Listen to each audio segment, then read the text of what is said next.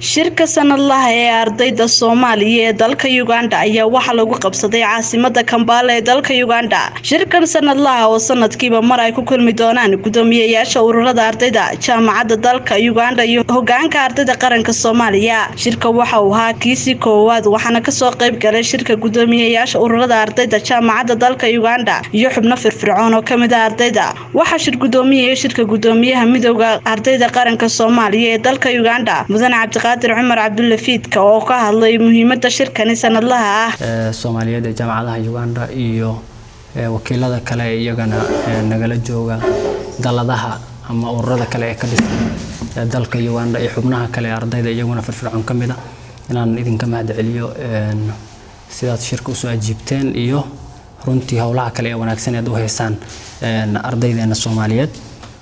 intaas kadib madashaan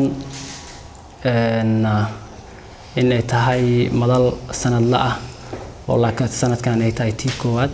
waxaan rajaynaynaa inay noqoto mid sanad walba markaasi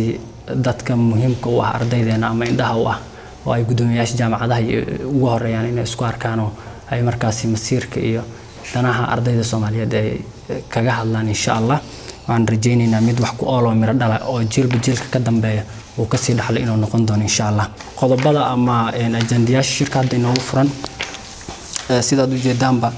qodobka noogu muhiimsan waa caqabadaha soo wajaha inta badan ardaydeena iyo sidii loo xalin lahaa halkan kuleyto waa isla wada fiirin doonaa marka gudoomiyaasha jaamacadaha inta badan haduu alla idmo ahmiyadda siin doonaa maadaama waqtigan uu nagu yar yahay inaan qodobkaas si fiican aan markaas ugu wada hadalno sidoo kale intana aan markaan caqabadihii aan helno kadib inaan xalkeedii sidii loo xalin lahaa inaan markaas isla garanno kadibna wixii aan ka dhigno wax miro dhal oo shaqeeya haduu alla idmo gudoomiyayaasha shirka ku sugnaa oo ka dooday ajandayaasha shirka ayaa isla falanqeeyay caqabadaha soo wajahay ardayda iyo sidii loo xalin lahaa ardayda fiisayaasha jaamacadeena imtixaan markii la sameeyo bas ardayda fiisayaasha raadsata jaamacadda imtixaan ma sameyn kartid adoon fiisa ku saarnayn waxa dhacday ardaydii anagoo one week ugu dambeeyay in qof walba Soomaali uu dhaho fiisa meesto poor research skills waxaan arkaynaa qaarkeena researchka inuu dib nugu yahay buugiyo kale marka la sameynayo kale inta badan nugu adag yahay ina horta taa kalsooniya la taafiyaan wixii sameyn kartid aamin hadaadan sameyn poor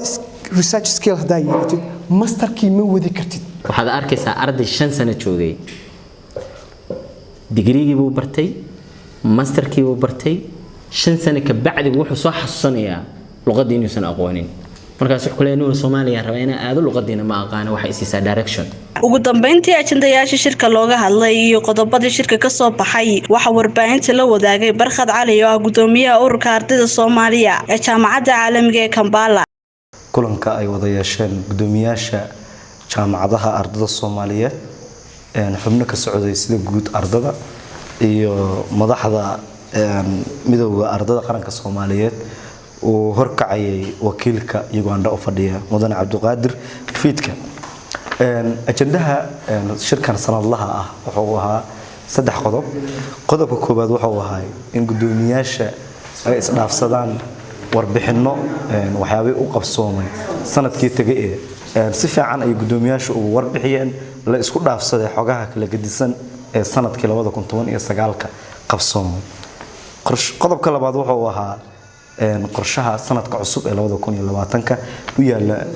ururada kala duwan ee ardayda Soomaaliyeed ay wax ka barata dalka Uganda waa qorshe ugu muhiimsanaay oo sanadka 2020 gudoomiyaasha si wada jira iyo bahda maqso ay u falanqeeyeen in 2020 la gaaro achievements qurux badan